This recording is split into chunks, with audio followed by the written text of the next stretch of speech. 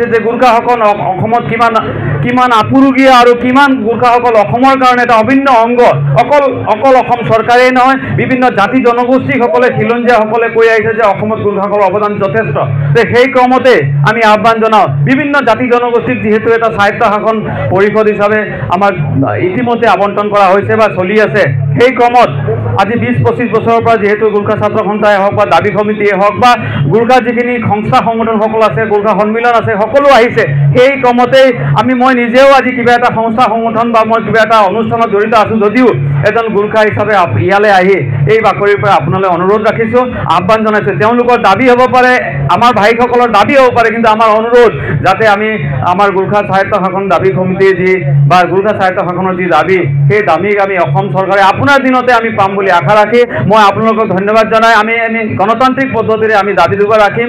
আমাৰ যিখিনি ক'ব লগা আছে সেইখিনি আমি কাগজে পত্ৰই চৰকাৰৰ লগত ৰাখি পেলাই আমাৰ ফালৰ পৰা যিহেতু ইতিমধ্যে দুই এজন আমি দেখিছোঁ যে হয়তো চৰকাৰী পক্ষত কাম কৰি থকা সকলো আছে, কিন্তু তেখেতসকলো গোৰ্খা হৈ আহিছে। গতিকে মই বেছি দীঘলীয়া কৰিব বিচৰা নাই।